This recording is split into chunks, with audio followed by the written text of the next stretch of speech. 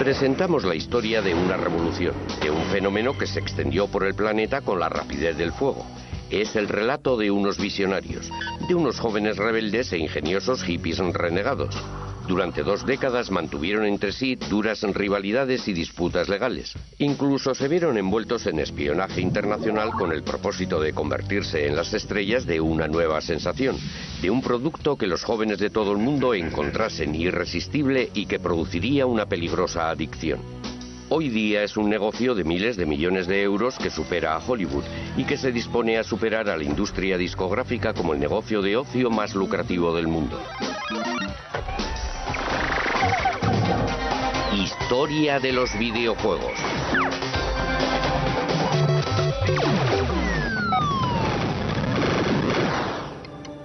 Todo empezó en 1972 con un puñado de rebeldes del Valle de Silicon que abandonó su trabajo rutinario de ingenieros con el fin de lograr hacer realidad su sueño de crear videojuegos. El fundador fue Nolan Bushnell, un joven de 28 años que se abrió camino con un capital de tan solo 500 euros. Creó una empresa a la que bautizó Go, el nombre de su juego de mesa favorito. En japonés, cuando alguien está a punto de vencer a otro, le avisa de antemano cortésmente diciendo Atari. Me pareció que era un nombre bastante agresivo para una empresa. A pesar de su falta crónica de fondos, Bushnell se dispuso a cortejar al que sería el primer ingeniero de Atari.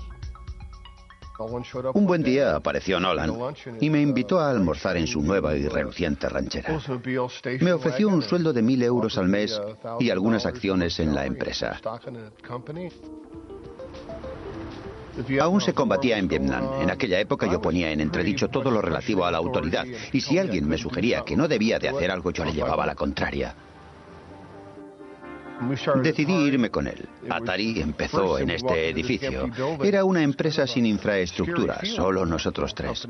Estábamos asustados, en cierto modo. Este es el lugar. Aquí, en este pequeño taller, es donde nació Pong, el primer videojuego. Ahí es donde me sentaba y monté la primera máquina Pong. En realidad, Pong empezó como un mero proyecto de prueba. Exageró un poco las cosas. Me dijo que tenía un gran contrato con la General Electric. Ningún ingeniero quiere trabajar en un proyecto inservible. A pesar de que jamás nadie nos telefoneara, visitara o mantuviera correspondencia con nosotros, nunca se me ocurrió pensar que todo fuera mentira. Lo primero que hizo Al fue hacer funcionar las palas y después que la pelota se moviera.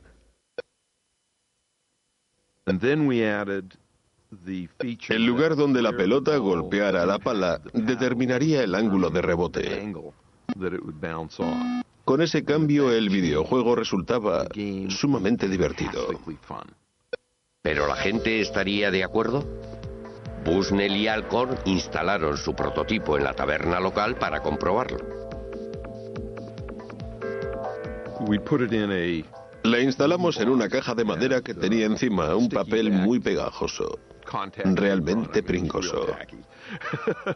Para recoger las monedas montamos una cajita de un caballito de esos en los que se montan los críos y colocamos la caja encima de un barril. Nos alejamos un poco, tomamos una cerveza mientras observábamos lo que ocurría. Uno de los asiduos del bar se acercó a la máquina y estudió en silencio el movimiento de la pelota en la pantalla. Introdujo una moneda y empezó a jugar. Finalmente cayó en la cuenta de que había 2 mandos con los que se manejaban las raquetas y jugó la primera partida. Pronto una pequeña multitud se congregó a su alrededor para observarlo. Hasta entonces la gente no había visto nada en una pantalla televisiva que no procediera de un estudio. Aún recuerdo que una joven me preguntó, ¿cómo se consigue una señal desde los estudios de televisión desde aquí? El hecho de que la señal fuera emitida allí mismo era algo que les desconcertaba.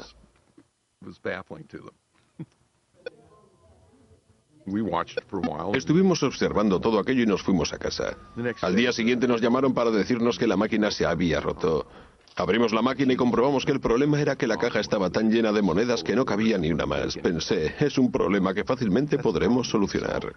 Cuando Nolan vio lo bien que funcionaba Pong, el dinero que estaba haciendo, se dijo, tengo una mina y lo que vamos a hacer es multiplicarla. Atari había empezado su andadura. Bushnell alquiló el local más barato que pudo encontrar, una pista de patinaje en desuso, y allí mismo montaron la primera fábrica. Cuando anuncié en la empresa que íbamos a montar 100 máquinas al día, todo el mundo me dijo: Nolan, estás loco de remate. Como no teníamos ni idea, acudimos a la oficina de empleo y contratamos a gente de la calle, entre la que había personas en libertad condicional y mala gente. Resultó un poco alarmante porque era un trabajo de aficionados. Entre las 6 semanas y los 2 meses estábamos ya montando 100 máquinas al día.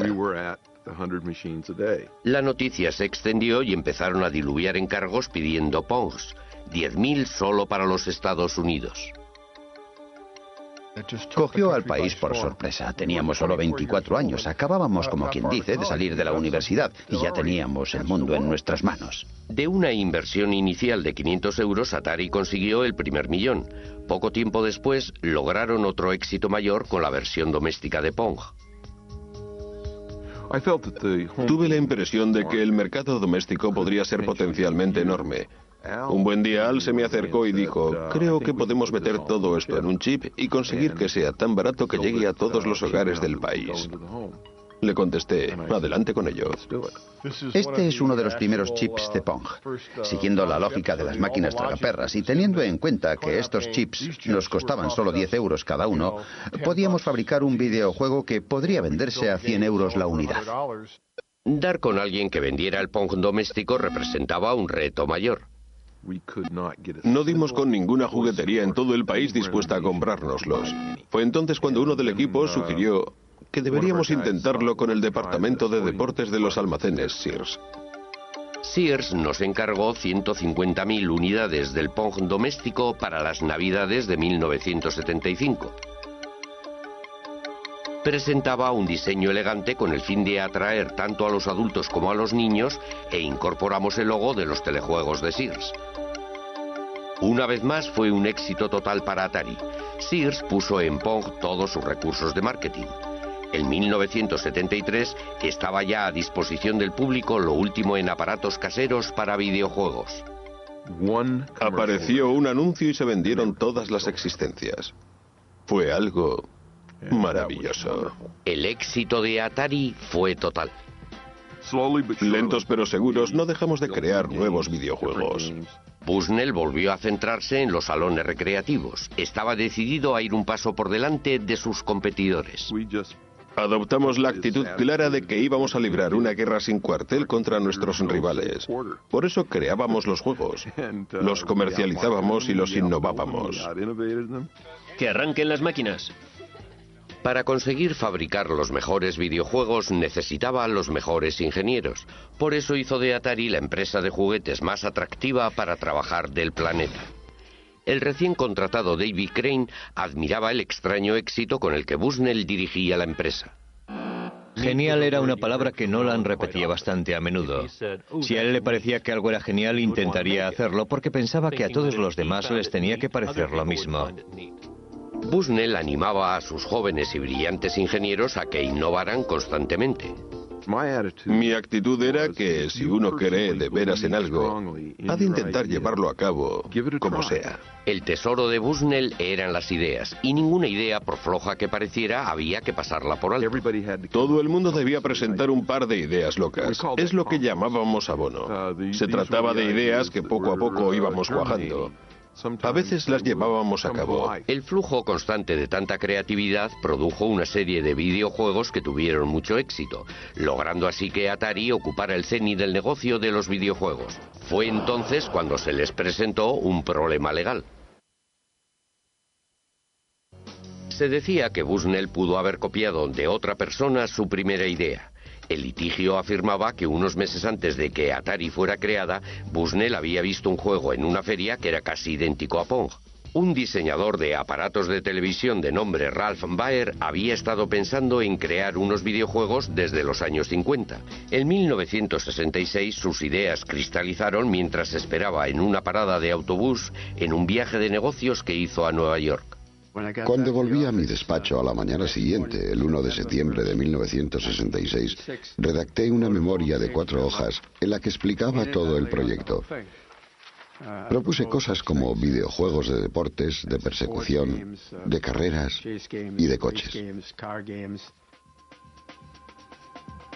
Baer empezó a trabajar en su invento. En 1968 ya había logrado poner en funcionamiento su primera videoconsola, a la que sencillamente bautizó su caja marrón. El primero de los videojuegos consistía en que dos puntos luminosos se iban persiguiendo sin tregua por la pantalla.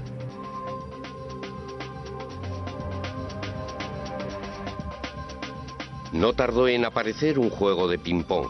Esto ocurría 4 años antes de que Bushnell y Alcor aparecieran con su Pong. Magnavox Television firmó un contrato con Baer y produjo una versión muy cuidada de la caja marrón. El Odyssey ofrecía 12 videojuegos diferentes. Cada juego tenía su color, que servía para hacer resaltar los gráficos que se iban superponiendo uno tras otro. Además de los controladores, Baer también sacó el primer haz de luz para los videojuegos en los que había que disparar. Un invento que supuso todo un adelanto en su tiempo. El Odyssey fue lanzado al mercado en una feria en 1972 en Nueva York. Fue el mayor éxito de la feria. Todo el mundo, incluida la prensa, estaba entusiasmado. Magnavox presenta Odyssey, 12 emocionantes videojuegos con los que podrás jugar en tu televisor.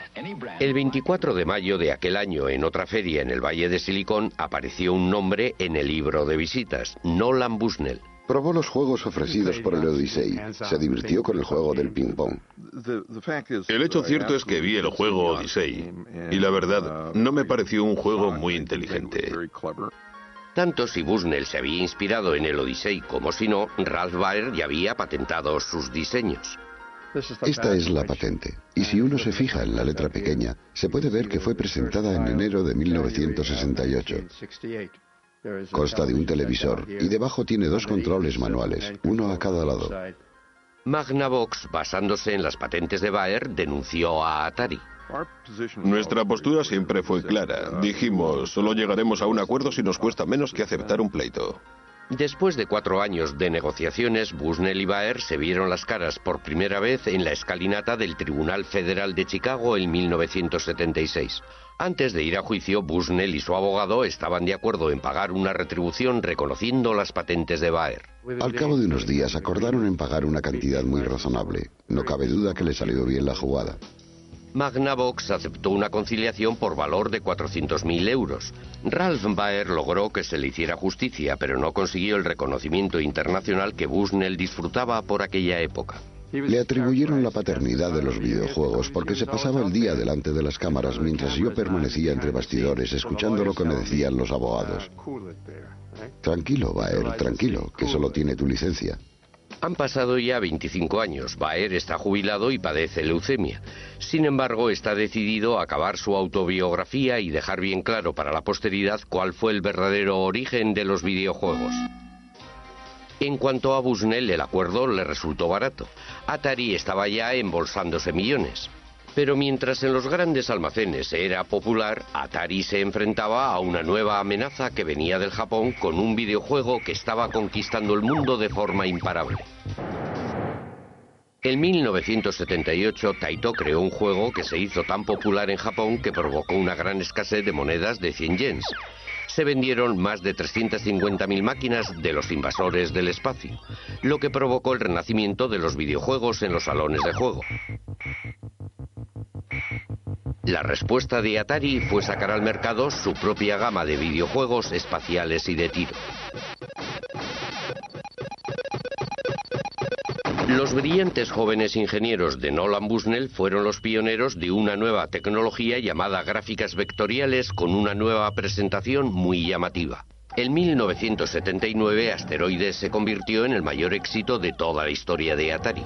Atari tuvo otro éxito arrollador con Zona de Combate, unos gráficos tridimensionales que incluso fueron fuente de inspiración para el ejército norteamericano. Los salones aparecían como setas por todo el mundo. Tanto los adolescentes como los adultos acudían en su tiempo libre a esos lugares oscuros y llenos de humo. La reacción tanto de los padres como de los políticos fue inevitable. En la prensa pululaban a diario historias sobre jóvenes delincuentes y de chavales que hacían novillos. Los salones de juego fueron tildados de cuevas de perdición. Fue entonces cuando Atari presentó una solución. En 1975, sus ingenieros empezaron a trabajar en una nueva idea. Un sistema en el que se podían llevar a casa en unos cartuchos los mismos videojuegos que los que disponían los salones recreativos. Este es el primer prototipo del sistema de videojuegos en cartuchos de Atari. Tiene todos los elementos que se necesitan en un prototipo. Tenemos el cableado y las palancas del videojuego del tanque. Sabíamos que necesitábamos esto para poder jugar a Pong, para poder jugar al videojuego del tanque, porque tenía que ver con los juegos teledirigidos y otros, pero no estábamos muy seguros de lo que íbamos a hacer con ello. Adelante, Controller, es el capitán de una nave espacial. El VCS fue lanzado al mercado en 1977, montado en una caja elegante con interruptores bien diseñados y los primeros joysticks en una consola casera. ¡Vamos allá! Debido a que Atari era el número uno de los éxitos de las máquinas para las salas de juego, fue capaz de producir una serie completa de aparatos para aplicar a todos los VCS. En 1980 Atari se hizo con los derechos de los invasores espaciales. ¡Ya están aquí! ¡Los invasores espaciales de Atari! Ya puede usted jugar en su casa con el juego más popular de cuantos hay en los salones recreativos. Acción en el espacio dentro de su hogar. Aquellas navidades se vendieron millones de consolas VCS, de modo que los adolescentes pudieron jugar en casa con los invasores del espacio. Les presentamos un estupendo nuevo videojuego de Atari llamado Pac-Man. Los ingresos conseguidos por Atari la convirtieron en la empresa que más rápidamente había crecido en la historia de los Estados Unidos. Pero la meteórica carrera de dicha empresa atrajo la atención de Warner, que le hizo a Bushnell una oferta que no pudo rechazar. Adquirieron Atari por 28 millones de euros, un negocio que se había iniciado con un capital de tan solo 500 euros. Todo el mundo tiene un Atari, la número uno en los videojuegos. En aquellos tiempos era un montón de dinero. Era mucho más de lo que yo había soñado jamás. Pero representó el principio del fin de Atari. Bushnell, al cabo de muy poco tiempo, acabó rompiendo con los nuevos propietarios. Estábamos lanzando al mercado los VCS y comenté a los míos, bien, se acabó lo de los VCS. Y me dijeron, ¿qué? Añadí, bueno, no, pero va a ser así. Y se quedaron horrorizados. Los nuevos dueños de la Warner estaban insatisfechos de la dirección de la empresa. Eran neoyorquinos y no lo entendían. Pensaron que todo era muy raro y empezaron a desmontarla trozo a trozo, a desmontar toda la cultura corporativista que teníamos. Y al final lo que hicieron fue aniquilar la empresa. Fue la cosa más torpe que he visto en mi vida. Finalmente, tras una serie de decisiones importantes tomadas por los nuevos jefes, Bushnell tuvo que abandonar su cargo. Le indemnizaron y le pusieron de patitas en la calle. La industria había perdido a su visionario pionero, pero no se habían acabado los problemas de Atari. Bajo la nueva dirección, los diseñadores estrella de la talla de Davy Crane no eran ya valorados por el papel que habían jugado en el mayor éxito que había disfrutado la empresa. Nos hicieron un montón de promesas que jamás cumplieron. Nosotros teníamos unos ingenieros clave que elaboraban los cartuchos para los videojuegos, que ganaban entre 50 y 60.000 euros al año. En 3 o 4 meses producían el software para un cartucho que podía llegar a venderse por un valor de 100 millones de euros. Si nos hacían pensar que no valíamos más que los encargados de poner los tirafondos de las cajas, eso quería decir que no estábamos en la empresa adecuada. Davy Crane y otros 3 diseñadores importantes abandonaron Atari y crearon su propia empresa, Activision. Tras 2 años de pleitos con Atari, se hicieron con los derechos para poder diseñar y producir sus propios videojuegos. El propio Crane diseñó el videojuego más exitoso de todos los tiempos, Pitfall. Todos los juegos que desarrollamos nosotros fueron grandes éxitos. Cuando Pitfall salió al mercado fue el mayor de todos los éxitos porque se vendieron muchos millones de unidades. Lo que en realidad estábamos desarrollando con Pitfall era el primer videojuego provisto de una consola. Activision volvió a encender la llama del espíritu creativo de la primera época de Atari, pero al mismo tiempo, sin quererlo, provocó un desastre. Fueron muchos los que se cegaron con el éxito de nuestro trabajo y desgraciadamente invadieron el mercado con productos que nadie quería comprar. Atari contribuyó a la pérdida de confianza en los videojuegos por parte del público, ya que había productos como el E.T. de muy baja calidad. Un videojuego de E.T., ¡guau! Muy pronto con ustedes. Millones de copias de E.T. acabaron en la basura. Deje que E.T. entre en su casa. El mercado de los juegos de ordenador se desmoronó y en 1983 la Warner anunció unas pérdidas de más de 250.000 euros, cayendo sus acciones en picado. Lamento haber vendido mi empresa a la Warner. Es la cosa más estúpida que he hecho en mi vida. En 1984 la Warner se deshizo de Atari y con ello fue declarada la muerte de los videojuegos norteamericanos. Pero en otros lugares, una nueva raza de diseñadores de tan solo 12 años que trabajaba en sus habitaciones estaba resucitando la industria que acabaría convirtiéndolos en adolescentes millonarios. A principios de los 80, unos adolescentes británicos montaron una revolución en sus cuartos, en las aulas y en los patios de los colegios. Eran los alumnos más raros de la escuela. Unos genios de la ciencia que eran buenísimos en matemáticas pero con pocos amigos, y que sin embargo se iban a convertir en millonarios. Sí, empezó como afición y se convirtió en una obsesión, y luego en una carrera. Los gemelos Philip y Andrew Oliver eran unos típicos adolescentes británicos. Sus padres no permitían que hubiera una videoconsola en casa. Sin embargo, pensaban que un ordenador sí que era algo educativo. Muy oportunamente apareció en el mercado toda una serie de ordenadores personales baratos como el Spectrum ZX y el Commodore 64. Miles de progenitores británicos los adquirieron para sus hijos con la idea de que les ayudasen a hacer los deberes, pero los chicos tenían otras ideas. Sin que nadie les echara una mano, descubrieron que eran capaces de crear sus propios videojuegos como los que había en las salas de juego e incluso mejores. Nos fijamos en las salas recreativas. El problema en dichos sitios era que los chicos tenían que meter monedas cada pocos minutos para divertirse, mientras que con los videojuegos podían pasarse jugando toda la tarde. Los gemelos Oliver fueron autodidactas y partiendo de cero aprendieron a programar videojuegos. En 1982, con tan solo 13 años, presentaron su primer videojuego a una revista especializada que publicó su trabajo.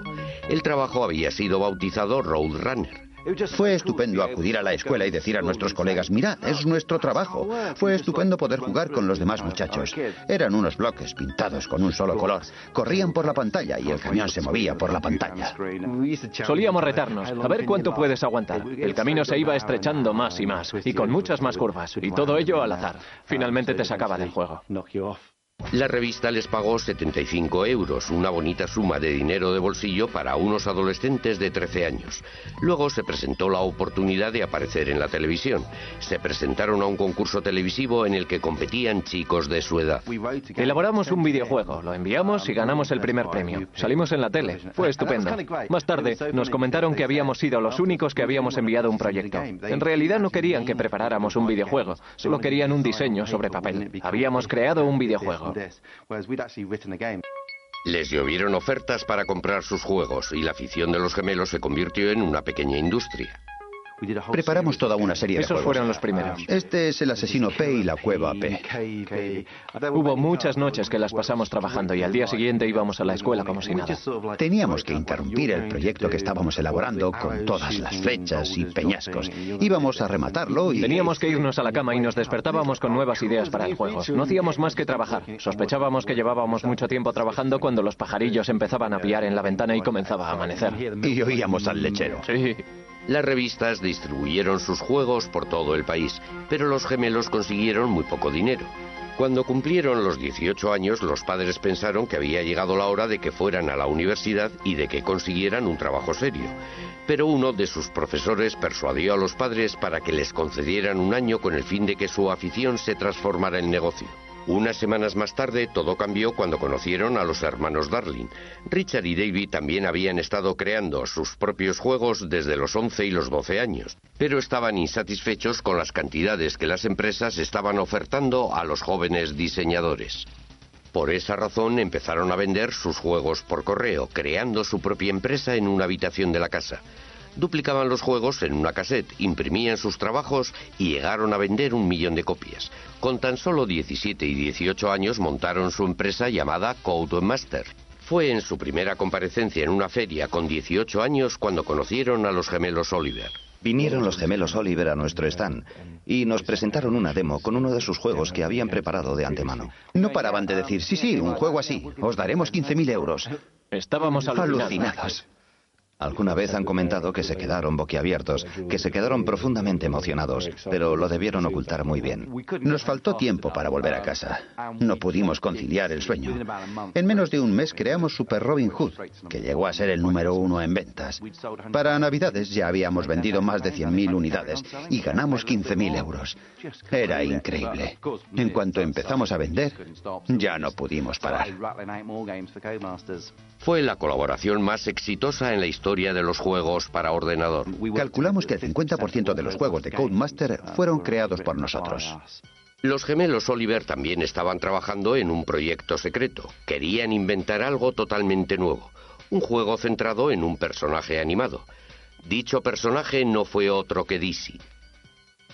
Queríamos presentar un mundo de fantasía. Tuve la idea de que la cara del personaje tenía que ser tan grande como fuera posible, para darle un toque de personalidad. En Codemasters recibieron montones de cartas de fans que hacían toda clase de preguntas. Cada vez que íbamos nos decían que teníamos más correo de nuestros fans.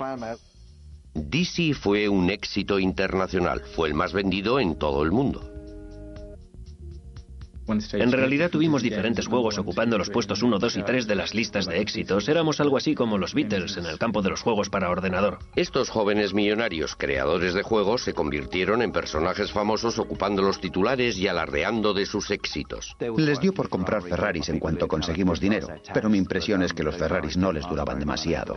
El resultado de tan duro trabajo fue una enorme contribución muy creativa en el diseño de los videojuegos. Eran videojuegos diseñados por los propios jugadores para jugadores. Gracias a la era del ordenador casero, Gran Bretaña contribuye hoy día más que cualquier otro país a la industria de los videojuegos. Recuerdo que le dije a un periodista que un día todo esto llegaría a superar a la televisión. Y ahora mismo, la industria británica de los videojuegos exporta más que la industria del cine y de la televisión inglesas juntas.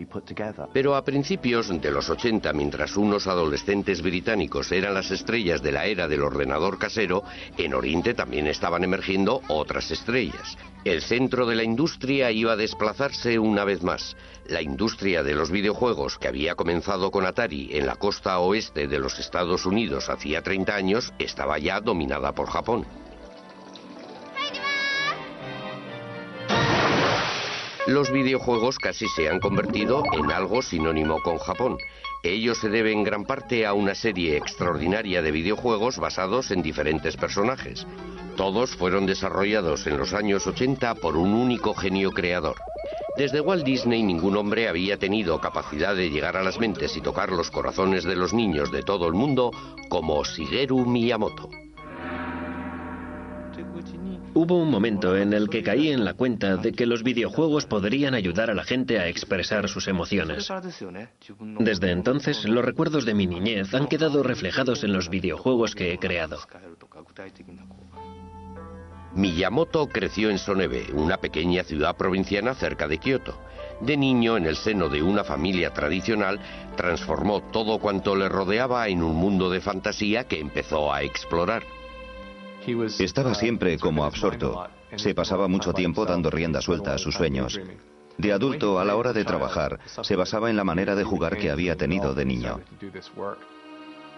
Le recuerdo describiéndonos un paseo a través de un bosque que había cerca de su casa, y que en su imaginación era algo extraordinario. Se imaginaba un montón de cosas que estaban sucediendo a su alrededor y que los demás éramos incapaces de ver, como caminos que llevaban a alguna parte. Miraba hacia arriba y no solo veía un trozo de cielo azul, sino que allí veía una trampilla secreta que le conducía a un nuevo mundo. En 1980, Miyamoto ofreció a Nintendo su visión y creatividad. Con base en la antigua ciudad de Kioto, Nintendo llevaba produciendo casi 100 años Hanafuda, los naipes tradicionales japoneses. Pero cuando su presidente Hiroshi Yamauchi se enteró del éxito de los videojuegos, como por ejemplo el de los invasores del espacio, transformó la empresa en una productora de juegos para ordenador.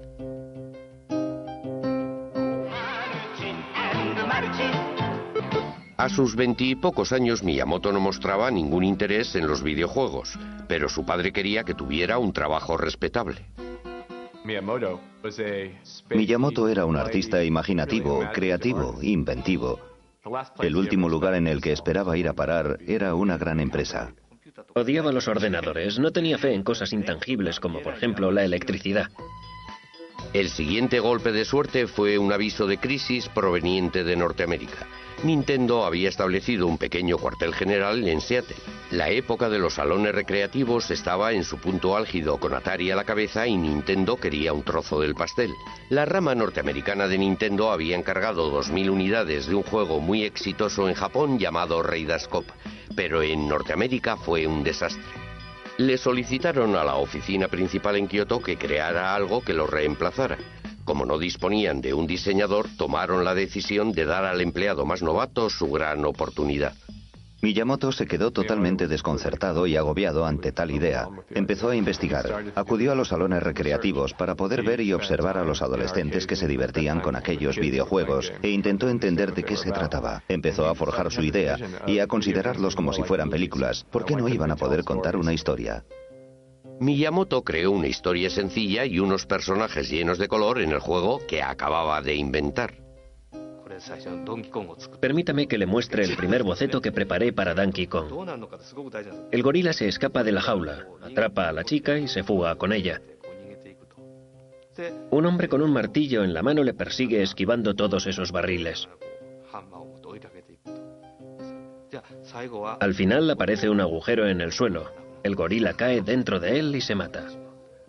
Con el fin de dar vida a sus personajes, Miyamoto tuvo que trabajar con las limitaciones que le imponía la tecnología de la época. De repente surgió un problema. ¿Qué pelo tenía el personaje? El asunto es que él se estaba cayendo. En un videojuego, el pelo presentaba una dificultad que los diseñadores de la época no podían resolver. Es decir, por la inercia de la caída, el pelo tenía que aparecer con las puntas hacia arriba. Miyamoto resolvió el problema poniéndole una pequeña gorra.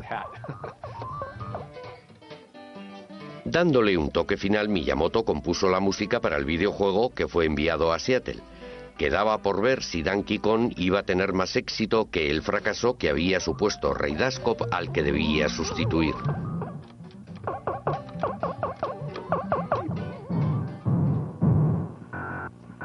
En cuanto los norteamericanos vieron el juego, pensaron que sus homólogos japoneses estaban completamente locos.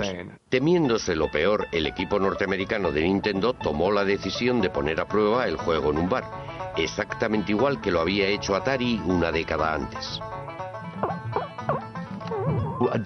Al día siguiente, volvieron a la taberna Spot. Abrieron la caja del dinero y había 30 euros en monedas de 20 céntimos. Estaba casi a rebosar. Eso quería decir que la máquina había estado funcionando sin parar todo el tiempo que el bar había permanecido abierto, desde la mañana hasta la noche. Comentaron: vaya, qué aberración es esta. Es toda la investigación de mercado que necesitamos. Adelante con ello. Solo en el primer año el juego recaudó 100 millones de euros. Donkey Kong se convirtió en una estrella internacional gracias a una serie de videojuegos de mucho éxito. El primer compañero de Donkey Kong, Jumpman, llegó a tener incluso más fama y fortuna. En 1985, Nintendo anunció el lanzamiento de una nueva consola doméstica pensada para el mercado estadounidense. El sistema de entretenimiento Nintendo, o NES, sus siglas en inglés. Tras el colapso de la industria norteamericana de los videojuegos, muchos expertos pensaron que se habían vuelto locos, pero Nintendo contaba con un arma secreta. Con su nueva creación, Miyamoto consiguió que los videojuegos adquirieran otro nivel. Jumpman se reencarnó en un fontanero italiano de nombre Mario. Mario se convirtió en una atracción universal. Mario es capaz de hacer unos ejercicios físicos extraordinarios, como dar grandes saltos, pero no es un superhéroe. Se hunde en el agua y se hace daño si cae de las alturas.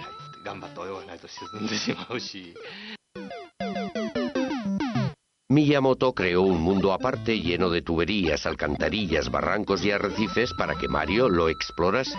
Además, inventó un ejército de monstruos animados para que Mario se enfrentara a ellos. En las pruebas de la primera versión, Mario era enorme. Luego creé al pequeño Mario. El juego cobró más interés con los dos hermanos. Más tarde me pregunté qué comida mágica podría transformar al pequeño Mario en el Mario grande. Fue cuando creé esa enorme seta roja. Estaba creando ese universo maravilloso que él mismo estaba contemplando a través de un espejo. Enseguida aparecieron otras series y Mario se convirtió en una superestrella internacional. En una encuesta realizada en 1987, Mario fue reconocido por más niños norteamericanos que el propio Mickey Mouse. Fue entonces cuando Miyamoto desveló su obra maestra.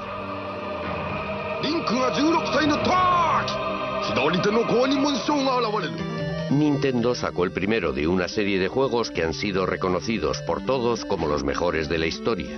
La serie Zelda. La leyenda de Zelda se movía a través de todas las formas y niveles. Ofrecía a los jugadores un enorme mundo mágico por el que podían vagar y explorar libremente.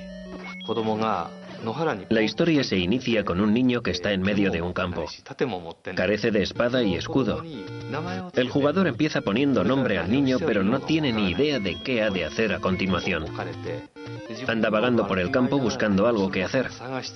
En aquellos tiempos fue una idea muy atrevida. Zelda estaba inspirada en la infancia de Miyamoto cuando andaba y vagaba por los campos del entorno de su casa. Subía a los montes atravesando bosques y espacios rocosos. Finalmente llegaba a un gran lago. Era sorprendente encontrar aquel lago, allí en las alturas. Parecía un mar enorme.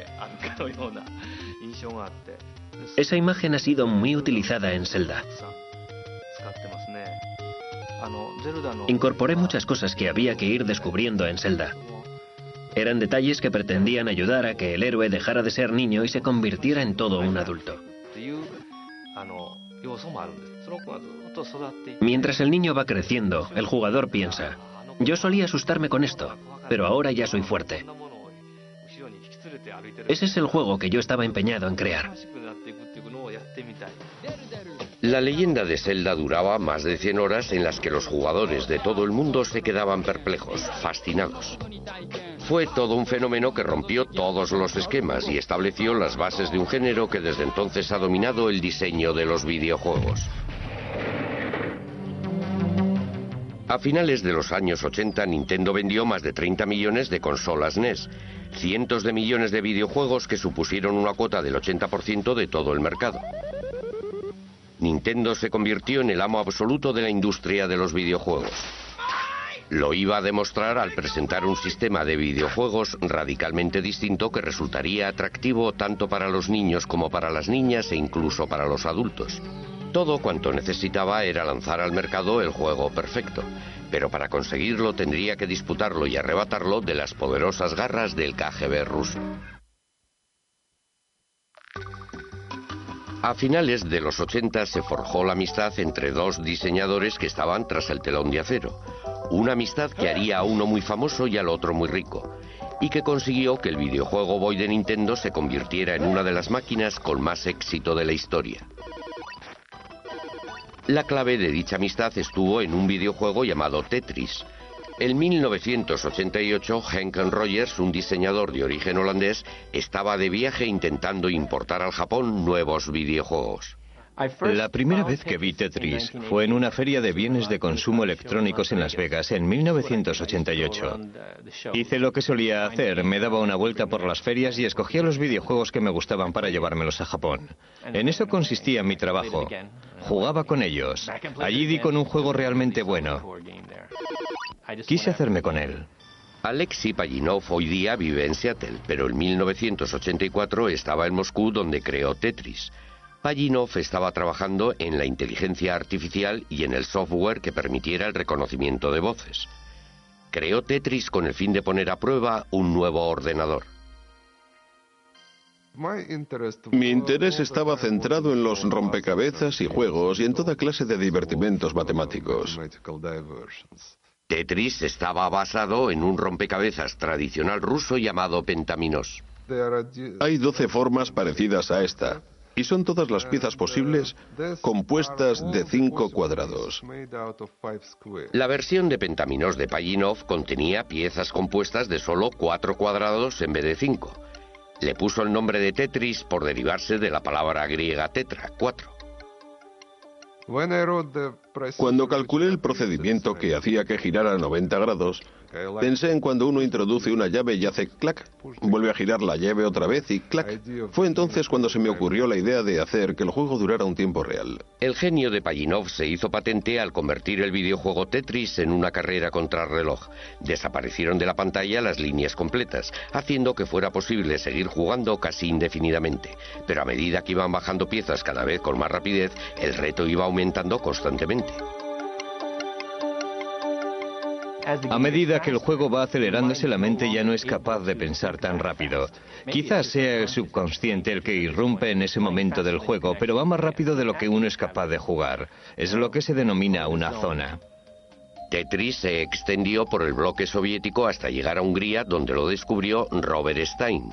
Stein se fue a Moscú, donde conoció a Alexei Pajitnov y negoció con él una licencia para publicar el juego. Por alguna razón desconocida, me ofreció el Tetris original. Tenía la licencia para distribuirlo donde yo quisiera. Es lo que creí. Tetris se convirtió en Occidente en la mayor sensación internacional desde los invasores del espacio. Cuando Tetris invadió la industria, el resto de la producción quedó anulado. Finalmente tuvo que ser retirado. En Japón, Henk Rogers sacó una versión para la consola doméstica de Nintendo. Sacamos este Tetris en las Navidades de 1988. Acabamos vendiendo 3 millones. Ese fue el momento cuando a Henk Rogers se le presentó la oportunidad del Game Boy de Nintendo. Dije, ¿sabéis? Tengo el videojuego perfecto para el Game Boy. Pero Rogers mantuvo una dura pugna con Robert Stein para asegurarse el control de los derechos de Tetris. Disculpe, yo fui quien descubrió este producto. ¿No debería quedármelo? Cogí el siguiente avión. Sin caer en la cuenta de ello, Rogers y Stein volaron hacia Moscú el mismo día. Permanecieron en el mismo hotel, pero sin llegarse a ver en ningún momento. No funciona la televisión, no funciona la radio. En aquella época todo el mundo pensaba que nada iba bien tras el telón de acero. Era algo que realmente daba miedo. Rogers acudió a Moscú sin saber nada acerca de la Unión Soviética y sin hablar ruso. Sabía que tenía que buscar una organización llamada el Org y eso era todo. Para sorpresa suya, no tuvo ningún problema a la hora de contratar a un intérprete que hablaba perfecto inglés. Te llamas Alan no sé qué. Todos pertenecen al KGB. No hay modo de conseguir un intérprete que se preste a ayudarte a hacer negocios. ¿Es este el edificio? Sí, este es el edificio. Todas las reuniones han de recibir el visto bueno del KGB, y yo me presenté allí como caído del cielo. Al final el señor Belikov bajó y le expliqué que yo era uno de los que distribuía Tetris en Japón. Me dijo, ¿de qué máquina se trata? Le contesté que era para Nintendo. Añadió, pero si jamás hemos cedido esos derechos a nadie. Pensé durante un buen rato que yo estaba metido en un buen lío, porque en su opinión yo era un auténtico pirata. Posteriormente, aquella misma mañana, Rogers conoció a Alexei Pajitnov. Les presento al siguiente invitado, el mundialmente famoso señor Pajitnov. Vaya, mundialmente famoso. ¿Famoso por qué? Porque en el mundo... Me llamo Alexei Pajitnov. Nos hicimos amigos rápidamente porque en cuanto hablamos del diseño de videojuegos tenemos algo en común de lo que podemos hablar. Su inglés no era muy bueno, pero sí lo suficiente. Henk fue la primera persona que entendió y a la que de verdad gustó el videojuego. Es lo que percibí de inmediato. Todo el mundo en Moscú en aquella época, incluido Alexei, estaba paranoico a cuenta de que cualquier conversación que se mantuviera fuera escuchada por gente que no tenía por qué oírla. Por esa razón, siempre que quería decirme algo, me guiñaba el ojo y nos íbamos a un parque. Finalmente iniciaron las conversaciones sobre la compra de los derechos de Tetris. Allí había al menos de 8 a 10 personas, algunas de las cuales pertenecían sin ninguna duda al KGB. Yo estaba confinado en una habitación a 3 grados en la que me hacían toda clase de preguntas. Lo que Rogers desconocía era que los rusos estaban negociando también con Robert Stein en otra habitación del mismo edificio. Mi objetivo consistía en intentar hacerme con todas las licencias que fuera posible de todo lo que quedaba. Sin que ninguno de los dos lo supiera, que Bill Maxwell, hijo del magnate de la prensa Robert Maxwell y presidente de Mirrorsoft, editores británicos de videojuego, también estaba en Moscú. Kevin estaba moviendo los hilos, estaba diciendo: si no hacen el trato conmigo, mi padre va a ir a hablar con Gorbachev y ustedes van a tener serios problemas. Ese fue el método que aplicó en sus negociaciones.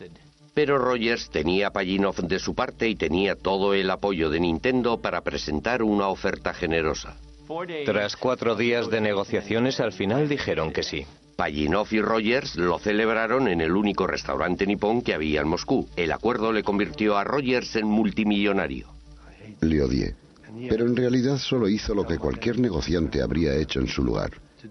Hoy he perdido Dios sabe cuántos millones de euros y no me siento muy feliz, que digamos. Nintendo resultó el gran ganador. Además de Tetris y el paquete de videojuegos, se vendieron en todo el mundo 32 millones de consolas Game Boy, casi la mitad de ellas para adultos. Pajitnov se hizo mundialmente famoso y emigró a los Estados Unidos. Como era ciudadano soviético, no ganó nada a cuenta de los videojuegos hasta que expiraron los contratos en 1996, 12 años después de haberlos inventado. En la actualidad, él y Henk Rogers trabajan juntos y venden Tetris para una nueva generación de hardware. Con Tetris, la industria de los videojuegos se hizo adulta y convirtió a Nintendo, durante cierto tiempo al menos, en la empresa de ocio más poderosa del planeta. Partiendo de unos orígenes muy humildes, la cultura de los videojuegos evolucionó a unos pasos gigantescos gracias a la intuición y creatividad de sus grandes pioneros. Fueron hombres que entendieron lo mucho que a la humanidad le gusta y necesita jugar. Abrieron las puertas a un maravilloso nuevo mundo en el que una vez que se entra no se puede salir.